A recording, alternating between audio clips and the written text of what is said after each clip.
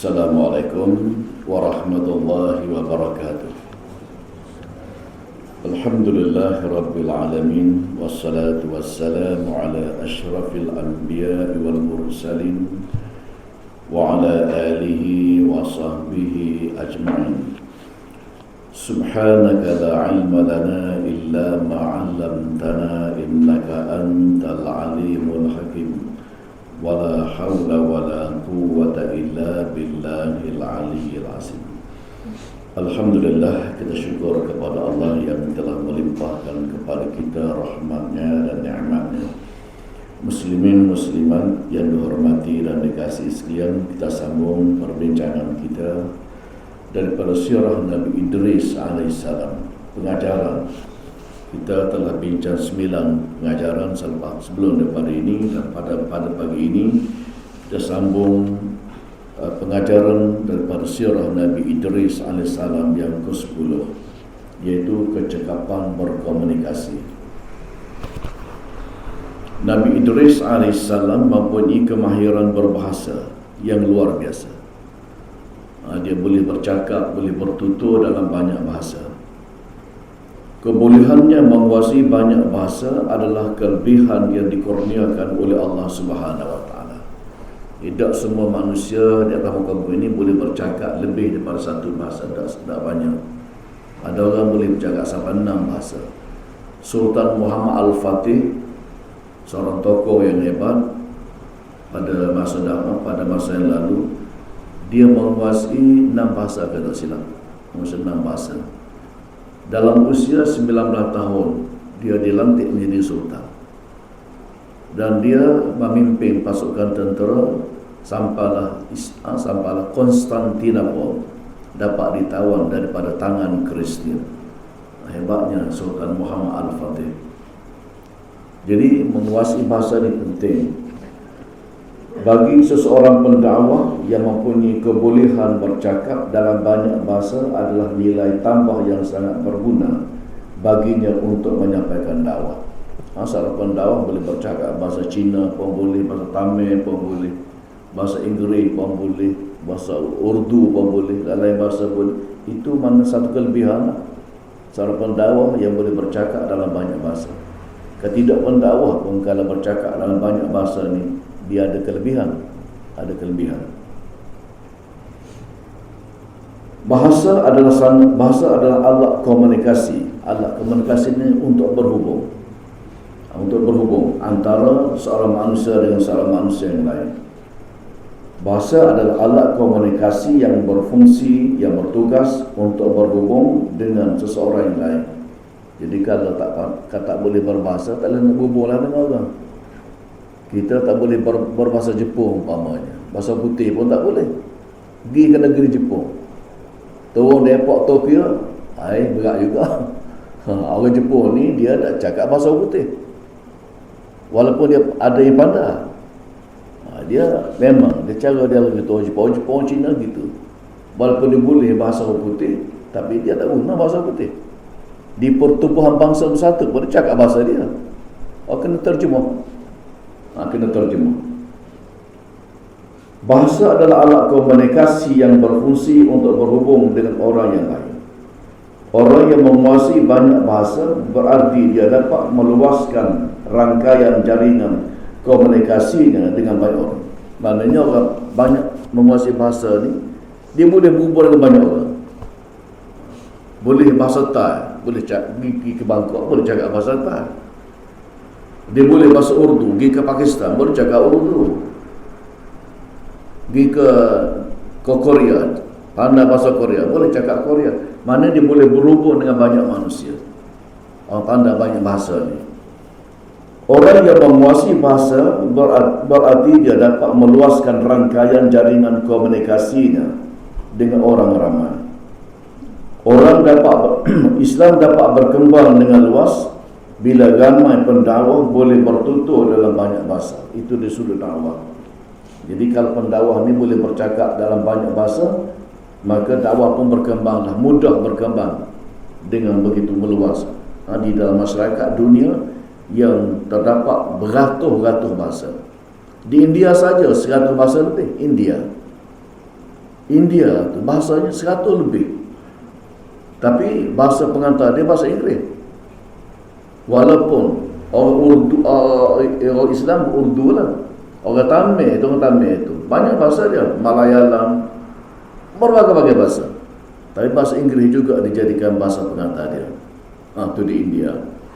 Jadi bila seseorang itu dapat menguasai banyak bahasa, dia boleh bercakap dengan banyak orang, dia boleh menyampaikan dakwah kepada ramai bangsa, kepada banyak bangsa. Bahasa Arab adalah bahasa Quran dan bahasa umat Islam sejagat. Bangsa umat Islam sejagat itu maknanya untuk seluruh umat Islam di atas muka bumi ini. Dengan menguasai bahasa Arab, umat Islam dapat berkomunikasi dengan berkesan semasa mereka di peringkat antarabangsa. Bila pergi Mekah nak bahasa Arab, mudah. Masuk dalam kedai pun jadi mudah. Nak beli buah kurma, nak beli buah ting, dan berbagai-bagai lagi lah mudah kalau dapat menguasai bahasa Arab.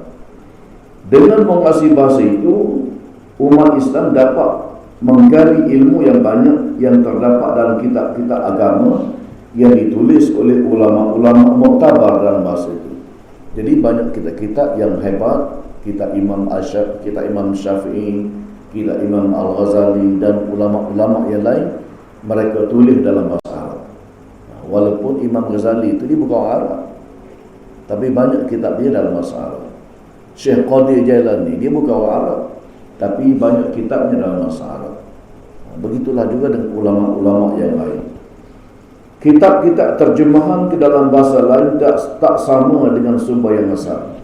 Jadi hak terjemah dengan asal tak sama. Hak asal tu lebih lagi. Lebih lagi asal tu. Untuk mempertingkatkan ilmu seseorang itu hendaklah menguasai banyak bahasa. Bila seseorang itu dia tahu banyak bahasa, dia boleh baca banyak buku yang ditulis dalam berbagai-bagai bahasa. Dalam bahasa Inggeris, dalam bahasa Arab dan berbagai-bagai lagi lah. Dalam dunia hari ini, bahasa Inggeris digunakan secara meluas di peringkat antarabangsa dalam bidang akademik, perdagangan dan diplomatik. Akademik itu maknanya dari segi mencari ilmu. Kalau pergi ke barat, barangkali bahasa Inggeris lah yang utamanya. Dan pergi ke Jerman pun bahasa Inggeris juga.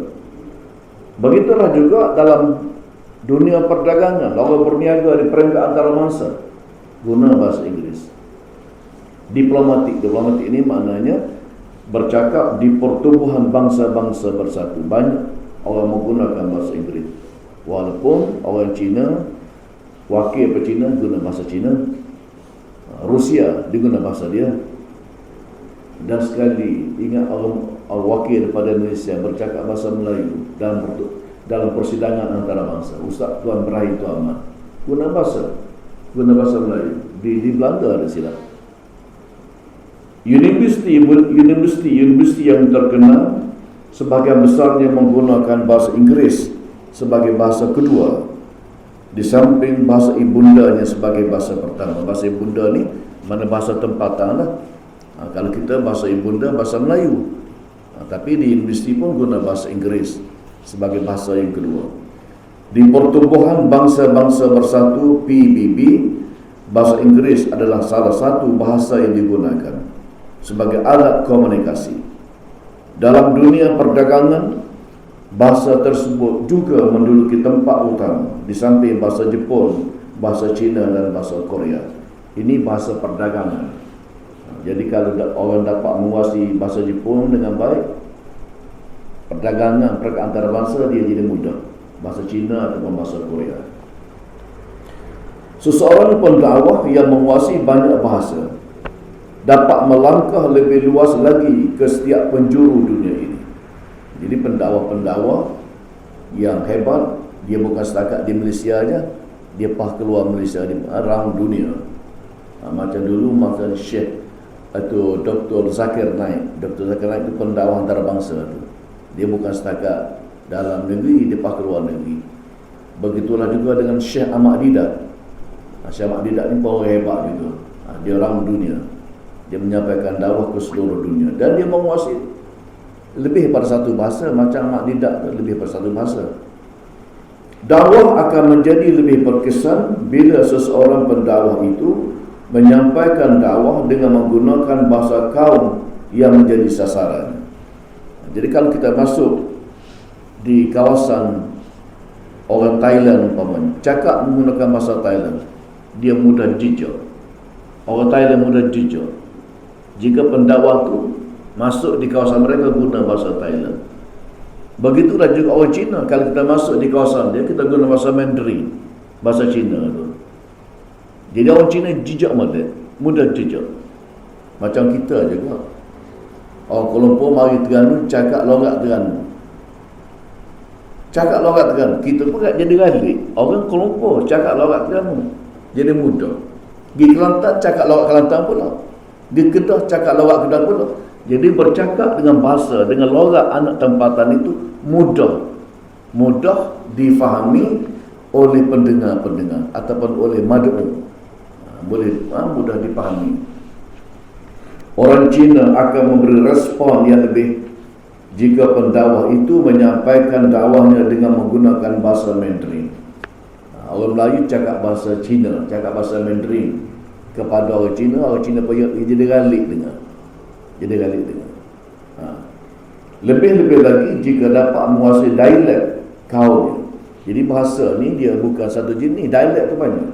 Macam bahasa Melayu, mari Terengganu lagu lain bunyinya, pergi Kelantan lagu lain pula bunyinya, pergi Kedah lagu lain, pergi ke Johor lain dialek tu. Pergi Kuala Berang lagu lain pula bunyinya. Kuala Berang mu tu mau bunyi. Orang Kuala Berang kalau cakap boleh cakap dialek dia tu, galik dia. Jadi dialek tu penting. Jadi kalau tak kena, tak jadi Jadi kalau kita duduk dalam masyarakat itu, mudah kita bercakap dengan dialek dia.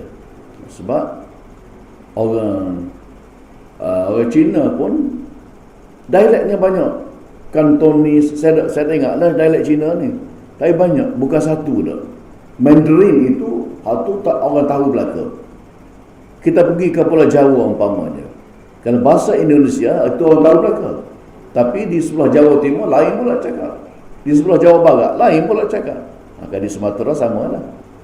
Sama. Lebih-lebih lagi jika dapat menguasai dialek kaum itu. Setiap bangsa selain bertutur dalam bahasa kebangsaannya, juga bertutur dengan dialek-dialek mengikut lokasi dan daerah. Lokasi ini tempat, lokasi tempat ataupun daerah. Jadi kadang-kadang dalam sebuah negeri pun dialeknya berbeza. Pergi kat Besut lagu lain bunyi orang Besut cakap. Pergi Kuala Berang bunyi lain. Pergi kat Kemama lain pula bunyi, pada sebuah negeri je. Lain-lain belaka tu. Kedah Buluh ni lain. Dia panggil Dauluh, dia panggil. Dia tak panggil Kedah Buluh. Dauluh dia panggil. Itu baru Kedah Buluh. Dialek dia tu lain dah. Pada dekat sangat yang dengar tatuk dekat. Orang tatuk tak bunyi Dauluh. Tapi orang Kedah Buluh bunyi Dauluh. Dialek tu. Orang Melayu selain daripada bertutur dengan menggunakan bahasa Malaysia, juga bertutur mengikut dialek daerah masing-masing. Sebagaimana disebutkan tadi lah. Orang Kedah bertutur mengikut dialek dia.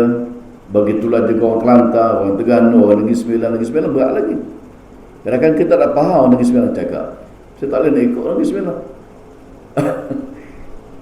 Dia berat doa dari segi bunyi dia tu, orang Negeri Sembilan.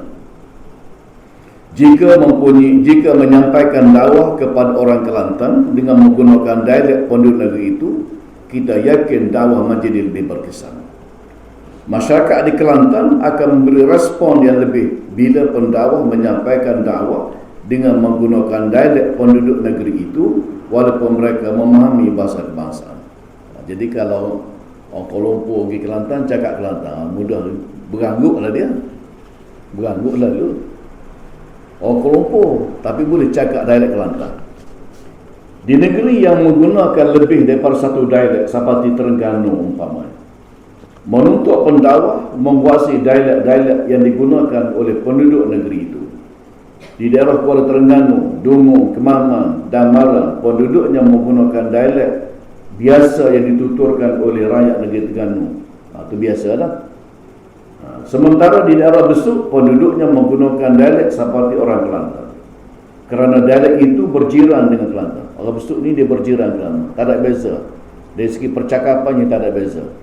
Bukan setakat Besuk lah. Kalau kita mari dekat Sungai Tong, masih lagi cakap Kelantan. Sungai Tong tu. Padahal Sungai Tong ni jauh dah. Masih lagi cakap Kelantan. Begitulah juga di sebelah Mersing. Cakap Terengganu molek-molek. Mersing 2-3 tempat lah di Pahang tu cakap Terengganu. Dialek. Di daerah Hulu Terengganu, penduduknya menggunakan dialek mereka yang tersendiri.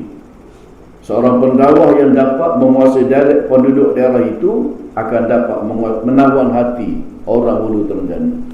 Orang Terengganu ni ada dialek dia itu sendiri. Jadi kita dengar apa Galik. Galik kita dengar. Tapi kadang-kadang ada yang kita tak faham. Orang dari Hulu Terengganu. Seorang pendakwah yang menguasai banyak bahasa dan boleh bertutur dengan banyak dialek akan membantu dakwahnya menjadi lebih berkesan. Penguasaan banyak bahasa dan dialek adalah penting kerana kedua-duanya itu menjadi alat komunikasi, alat perhubungan yang boleh menawan hati manusia. Jadi bahasa ni bila jejak molek dia boleh tawan hati manusia. Jadi dia berasa nak dengar, berasa nak ikut. Bercakap dengan menggunakan bahasa yang difahami oleh sesuatu kaum akan lebih berkesan jika berkomunikasi dan berinteraksi. Berinteraksi ini lebih kurang komunikasi juga, berinteraksi dengan mereka. Jadi kalau sekiranya bercakap dengan bahasa yang dipaham, mudahlah dia. Cakap dengan bahasa yang dia tak faham, payah. Bahasa yang dia tak reti, kita ada cakap bahasa yang kita tak reti, payah. Jadi komunikasi yang berkesan akan melebarkan jaringan dakwah kepada pelbagai bangsa dan etnik. Etnik itu mana kaum lah. Etnik itu. Jadi kalau dapat menguasai banyak bahasa, orang yang berdakwah ni jadi mudah untuk menyampaikan dakwahnya kepada masyarakat itu. Allah Subhanahu wa ta'ala mengutuskan Nabi dan Rasul kepada sesuatu kaum dari kalangan kaum itu sendiri kerana mudah untuk memberi penerangan dan penjelasan kepada mereka. Jadi Allah hantar kaum, Allah hantar Nabi kepada sesuatu kaum itu. Nabi itu faham bahasa penduduk tempatan. Nabi itu faham bahasa penduduk tempatan. Jadi mudah bahasa itu disampaikan kepada mad'u ataupun kepada orang yang disampaikan itu. Umpamanya kalau Nabi yang lahir dalam masyarakat Yahudi umpamanya, mereka bercakap dalam bahasa Hebrew. Manakala Nabi Muhammad lahir dalam bahasa Arab, guna bahasa Arab. Dengan memahami budaya kaumnya dan berkomunikasi dengan bahasa yang dipahami oleh kaum sendiri, maka dakwah menjadi sangat berkesan. Dakwah ni mudah dipahami, ajaran Islam mudah disebarkan bila penduduk yang kita sampaikan dakwah itu memahami bahasa yang kita sampaikan itu. Lebih-lebih lagi jika pendakwah dapat menyampaikan dakwah dengan menggunakan dialek yang dituturkan oleh masyarakat yang menjadi sasaran dakwahnya. Muslimin muslimat yang dihormati sekalian, itulah Nabi Allah Idris AS, seorang Nabi yang dapat menguasai banyak bahasa. Jadi menguasai banyak bahasa ni penting. Walaupun payah, kita nak menguasai 2 bahasa pun payah dah. Apatah lagi nak menguasai 3, 4, 5 bahasa, lagi payah. Tapi orang yang diberikan kelebihan oleh Allah Subhanahu Wa Taala, macam Sultan Muhammad Al-Fatih umpamanya, dia menguasai banyak bahasa. Hebat dia. Dia seorang yang hebat. Seorang yang sangat hebat. Kalau kita baca sejarah perjuangan Muhammad Al-Fatih, Sultan Muhammad Al-Fatih memang hebat. Memang Allah berikan kelebihan kepada dia. Begitulah juga dengan orang lain yang lebih menguasai lebih daripada bahasa. Jadi kita tumpanglah. Kita tumpang orang lebih ni, kita ambil manfaat daripada ceramah mereka, daripada kuliah mereka, daripada buku mereka. Kemudian yang ke-11. Yang ke-11, pengajaran yang ke-11 daripada sirah Nabi Idris alaihissalam ialah jauhilah minuman yang memabukkan. Nabi Idris alaihissalam melarang orang minum arak dan semua jenis minuman yang memabukkan kerana ianya menjerumuskan manusia ke lembah kebinasaan. Bukan zaman Nabi Muhammad saja arak itu dilarang. Zaman Nabi Idris dia larang dah minum arak. Arak ni bukan baru kan? Sejak dulu-dulu lagi orang buat arak daripada berbagai-bagai. Kalau kat kita sini orang buat arak daripada tuak, air tuak. Itu kat kita. Kerana di negeri-negeri barat orang buat arak daripada buah anggur. Sebab buah anggur banyak kat dia. Kalau di Thailand buat arak daripada buah dokong. Di Thailand arak dibuat daripada buah dokong. Jadi berbagai-bagai. Tak daripada tapir pun ada. Buat arak daripada tapir. Jadi kalau benda tu mabuk, arak lah. Itu ada perkara yang dilarang. Sejak zaman Nabi Idris lagi melarang orang minum arak, kerana arak ini boleh menyebabkan akal jadi hilang warasnya akal. Seminggu lebih lepas ada seorang lelaki bawa kereta di Kuala Lumpur, bawa lawan arus berlanggar dengan kata lain, aksiden. Jadi orang lain jadi susah, dia pun susah, orang lain pun susah.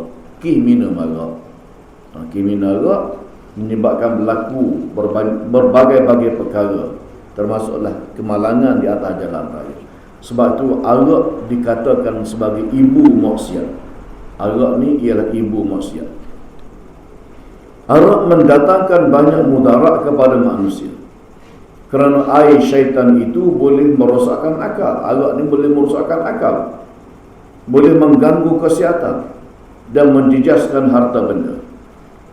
Tak dengar lagi cerita kata arak ni baik dari segi kesihatan. Tak dengar lagi. Melainkan arak merosakkan kesihatan dan arak menjejaskan harta benda. Orang yang ketagih arak ni harta pun jadi masalah. Macam orang judi je. Tak kaya orang judi, tak jadi kaya orang judi. Begitulah juga orang yang ketagih arak tak jadi kaya, pitih jadi kohabi. Kerana ketagihan arak, ketagihan dada umpamanya. Dada sekali beli berapa riyal? Sekali beli dada, sekali isak dada tu berapa riyal? Anak-anak ia isak dada, pendek kata ayah bawa tak pada jawabnya. Dia curi pitih ayah dan seumpamanya. Sabda Nabi sallallahu alaihi wasallam, "Ijtanibul khamr fa innaha umul khaba'ith." Nabi kata, jauhilah minuman arak kerana sesungguhnya minum arak itu pokok daripada segala kejahatan. Jadi pokok segala kejahatan itu ialah minum-minuman yang memabukkan. Jadi minum yang memabukkan itu tak lain tak bukan arak lah. Jadi Nabi kata arak ini ialah pokok daripada segala kejahatan, punca bagi segala kejahatan ialah arak. Peminum arak berpotensi untuk menjadi penjenayah yang kejam seperti merogol, membunuh dan murtad. Jadi ada kemungkinan besar orang yang minum arak ni akan menjadi pembunuh. Dan kalau mabuk dia boleh bunuh orang. Dan kalau mabuk dia boleh rogol orang. Dalam keadaan mabuk dia boleh buat macam-macam perkara yang jahat, yang khianat. Itu adalah peminum-peminum arak. Oleh kerana ianya merosakkan akal, merosakkan jiwa dan merosakkan jasmani, tubuh badan, maka Allah Subhanahu wa ta'ala mengharamkan minum arak. Nabi kata tak boleh, Allah kata haram meminum arak. Ya ayyuhalladzina amanu innamal khamru wal maisir wal ansab wal azlam rijsun min amali syaitan fajtanibuhu la'allakum tuflihun. Wahai orang-orang yang beriman, bahawa sesungguhnya arak dan judi dan pemujaan berhala dan mengundi nasib dengan batang-batang anak panah adalah semuanya kotor belaka, keji belaka, perbuatan syaitan belaka itu. Oleh itu hendaklah kamu menjauhkan supaya kamu berjaya. Jadi Allah mengingatkan kepada kita bahawa arak itu adalah perbuatan yang boleh menyebabkan jadi punah, tidak akan berjaya meminta arak. Begitulah juga dengan mereka yang menyembah berhala, syirik kepada Allah Subhanahu Wa Taala. Dan syirik itu adalah dosa yang paling terbesar. Begitulah juga mengundi nasib, bertenu nasib. Bertenu nasib ni maknanya meramal nasib. Ramalan-ramalan tak boleh dalam Islam. Buat ramalan. Umpamanya seorang Tok Bomo lah, Ibrahim Azim nama dia. Bila kapal terbang MH berapa? Jatuh. 3? Jadi kapal tu tak tahu di mana tempat jatuh dia. Dia pergi dekat dengan KLI Ibrahim Azim ni. Dia ambil buahnya, dia ambil buluh, dia pelengok tak lagi. Dia kata kapal terbang ni tak jatuh lagi, kata dia. Lega atas awal.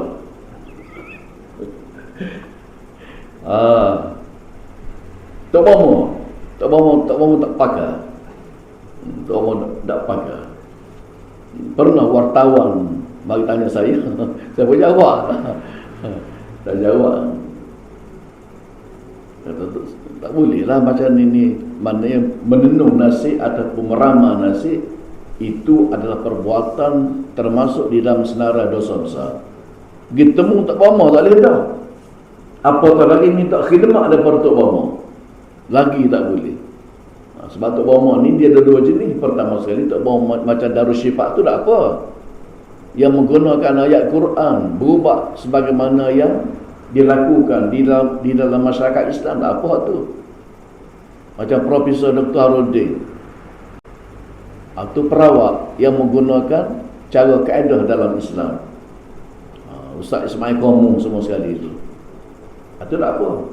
Yang tak boleh ini duduk japi serapah ni, bercampur aduk di antara ayat Quran dengan benda-benda lain, dan dia minta pertolongan jin. Sebenarnya Tok Bomo ni. Jadi kalau kita temu Tok Bomo, apatah lagi minta khidmat dia, lagi tak boleh. Lagi tak boleh. 2 kali dosa. Bukan dosa kecil, dosa besar. Begitulah juga perbuatan-perbuatan bertenu ni termasuk dalam semua itu adalah dalam perkara dosa. Orang yang minum arak adalah menjadi pengikut syaitan, kerana mereka melupakan segala perintah Allah Subhanahu Taala dan melupa daripada mengingati Allah. Mereka yang minum arak akan terdedah kepada permusuhan dan pertumpahan darah sesama manusia. Orang minum arak ni balah jadi sangat. Balah belamannya bertumbuk itu biasalah bagi mereka yang minum arak. Sebagaimana yang disebut dalam surah Al-Ma'idah ayat yang ke-91.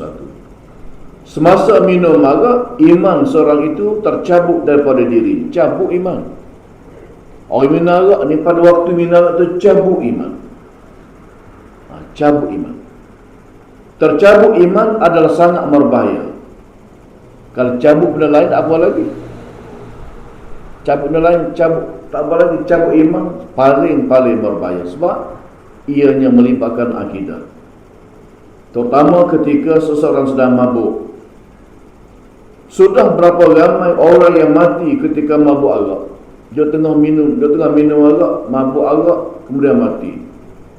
Pernah satu ketika seorang rakyat Malaysia pergi ke luar negeri, dia tengah pegang gelas arak, jatuh mati. Dia tengah pegang gelas arak, jatuh mati. Mungkinlah pada masa tu serangan jantung, mungkin. Dan mati ni tak payah mana sebenarnya. Dia tengah jogging dekat Bukit Besar pun rebah mati. Orang lain jogging tak ada apa-apa, dia jogging kebetulan umur dia setakat tu, dia tengah jogging mati. Dalam keadaan 2 tahun lepas ke, adik kawan saya, dia naik atas Bukit Besar tu, dia naik, dia turun, mati situ. Orang Kuala Lumpur. Jadi tak mahulah kalau mati jogging tak boleh tangki ke, tak ada masalah. Mati tengah pegang gelas arak tu. Mati tengah pegang gelas arak. Rasulullah sallallahu alaihi wasallam menyatakan, seseorang itu tidak akan minum arak jika dia seorang mukmin.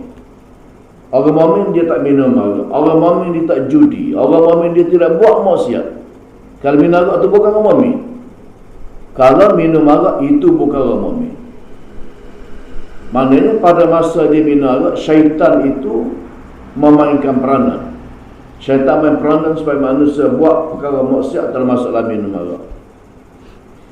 Nabi SAW menyebut, la yasriku syariku hina yasriku wa huwa mu'min, wa la yazni zani hina yazni wa huwa mu'min, wa la yashrabu khamr hina yashrabuha wa huwa mu'min, wa taubatu ma'rudatu ba'd. Nabi kata seorang pencuri tidak akan mencuri jika hendak mencuri padahal dia merasa seorang mukmin. Orang mukmin dia tak curi. Kalau dia merasa nak curi, tak curi lagi, atau mana ada lagi keimanan dalam diri dia. Bila curi itu bukan orang mukmin mencuri. Seorang berzina tidak akan berzina ketika hendak berzina padahal dia merasakan sebagai seorang mukmin. Orang mukmin dia tidak berzina, orang mukmin tidak mencuri. Dan seorang peminum arak tidak akan minum minuman keras itu ketika dia nak minum padahal dia merasa dia sebagai seorang mukmin. Dia rasa dirinya sebagai seorang mukmin, dia tak minum arak. Dia tidak minum arak kerana dia rasa dirinya sebagai seorang mukmin. Sedangkan pintu taubat masih tetap terbuka sesudah itu. Maknanya walaupun minum arak itu termasuk dosa besar, tetapi kalau bertaubat sebelum mati, insya-Allah Allah yang Maha Pengampun mengampunkan dosa hambanya. Walaupun minum arak 7 payan umpamanya. 7 payan minum arak. Orang Arab jahiliah zaman-zaman dulu, arak atas rumah mereka tu bukan 1 tempayan, puluh-puluh tempayan mereka simpan arak atas rumah mereka. Orang Arab jahiliah zaman-zaman dulu. Jadi kalau seseorang itu minum arak tapi dia bertaubat kepada Allah sebelum mati, insya-Allah cukup syarat taubat, cukup rukun taubat, maka taubatnya diampunkan. Ya, dia mendapat keampunan daripada Allah Subhanahu wa taala. Abdullah bin Umar menyatakan minum arak adalah dosa yang paling besar. Abdullah bin Umar ni anak kepada Sayyidina Umar, terkenal dengan panggilan Ibnu Umar. Dia kata minum arak ni termasuk dosa paling besar. Imam Az-Zahabi memasukkan dosa minum arak dalam 70 dosa besar. Imam Az-Zahabi dalam kitabnya Al-Kabair memasukkan orang minum arak dalam senarai 70 dosa besar. Orang yang minum arak dan tidak bertaubat layak mendapat balasan azab daripada Allah SWT. Artinya neraka lah. Minum arak, tak bertaubat, mati dalam keadaan tidak bertaubat. Rasulullah sallallahu alaihi wasallam menyatakan peminum arak akan diberi minum dengan fibnatil khabal. Fibnatil khabal itu minuman yang akan diberikan kepada peminum arak. Fibnatil khabal, satu jenis minuman Allah beri kepada mereka yang minum arak atas muka bumi ini. Apa benda fibnatil khabal ni? Peluh, capur darah, capur nanah ahli neraka. Peluh ahli neraka, nanah ahli neraka dengan darah ahli neraka Allah capur, diberi minum kepada peminum-peminum arak yang hidup atas muka bumi, mereka minum arak. Itu minuman yang Allah beri kepada peminum-peminum mereka. Sebagaimana Nabi sebut dalam sepotong hadis, inna 'alallahi ahda liman syaribal muskira an yasqiyahu Allah min tibnatil khamr. Qila ya Rasulullah wa ma tibnatul khamr?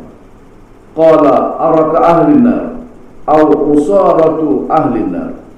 Nabi kata sesungguhnya Allah Subhanahu wa taala telah menetapkan janjinya kepada peminum-peminum arak, minum arak ni, iaitu Allah akan memberikan minuman kepadanya daripada tibnatil khabar.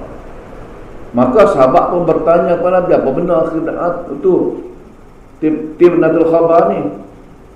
Maka jawab Nabi, tibnatil khabar itu, Nabi kata, peluh ahli neraka.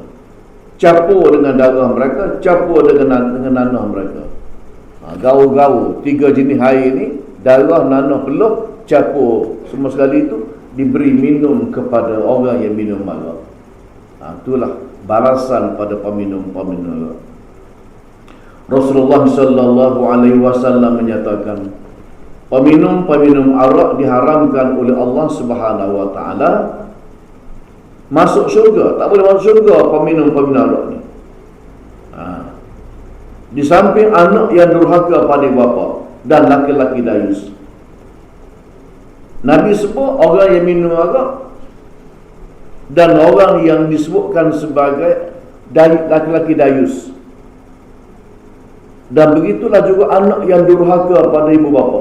Orang ini tak masuk syurga. Kalau sebelum mati tak sempat bertaubat kepada Allah, tak masuk syurga. Thalathatun qad harramahumullahu alaihimul jannah. Mudminul khamr wal aqu liwalidayhi wad dayuth. Nabi kata 3 golongan yang diharamkan oleh Allah Subhanahu wa taala untuk masuk ke dalam syurga. Nabi kata orang yang menggemari minum arak, orang yang suka minum arak, penagih-penagih arak, dan orang yang durhaka kepada ibu bapa, anak-anak yang durhaka pada ibu bapa. Kadang-kadang anak durhaka pada bapa ni belum sampai ke akhirat Allah hukum dah atas muka bumi ni. Allah bayar kes atas muka bumi ni. Anak yang durhaka kepada bapa. Allah tunjuk dah kadang-kadang penyakitnya kena, kemalangannya kena, berbagai-bagai jenis. Jatuh pohonnya apa ada. Hak di Kelantan tu dipanjak pokoknya jatuh. Dia tendang terajam mak dia. Atas muka bumi Allah tunjuk dah. Apatah lagi di akhirat. Akhirat neraka lah jawabnya. Kalau mati tu tak sempat bertaubat kepada Allah Subhanahu wa taala. Begitulah juga dengan orang penyembah-penyembah berhala. Penyembah berhala ni syirik kepada Allah Subhanahu wa taala. Nabi-nabi dan rasul-rasul mengajak manusia jangan menyembah berhala. Ada manusia yang menyembah berhala, maka menyembah berhala ini ialah merupakan amalan syirik. Begitulah juga dengan laki-laki dayus. Dengan laki-laki dayus. Laki-laki dayus ni, anak dan ahli keluarga dia buat maksiat dia tak tahu. Tengok depan mata dia tak tahu. Sedangkan perkara itu perkara yang berat. Anak perempuan dia dengan tidak tutup aurat molek, genda dengan laki-laki yang bukan mahram, umpama contoh genda mutu, berung lalu ke kampung Bukit Tobel umpama. Jadi dah Bukit Tobel tengok, ayah dia pun tengok juga. Ayah yang tengok anak berbuat demikian itu dayus. Suami dia tengok isteri dia bersama dengan laki-laki lain, ganda juga umpamanya, naik motor ganda juga. Sedangkan isteri dia tak tahu ya, tak berasa apa, tak tersentuh dalam hati dia. Anak dan isterinya melakukan perbuatan dosa yang berat, maka laki-laki itu dayus. Laki-laki dayus ini tidak ada peluang untuk masuk ke dalam syurga Allah Subhanahu wa taala. Orang minum arak, anak-anak yang durhaka, menyembah berhala dan orang yang selagi mengungkit-ungkitkan pemberian. Orang yang beri sesuatu barang pada orang patut diungkit-ungkit. Pemberian itu orang yang seumpama ni tak dapat mencium bau syurga. Sedangkan bau syurga itu harum, bau syurga itu dapat dihidu dalam jarak 500 tahun perjalanan. 500 tahun perjalanan tu satu jarak yang panjang tu, 500 tahun. Dia tak bau syurga. Harum syurga tu tak dapat dicium. Padahalnya jarak neraka ni 500 tahun perjalanan. Muslimin muslimat yang dihormati sekalian, kita setakat itu dulu pada pagi ini. InsyaAllah kita akan sambung dalam kuliah kita yang akan datang. Wallahu alam wa billahi taufiq wal hidayah. Wassalamualaikum warahmatullahi wabarakatuh.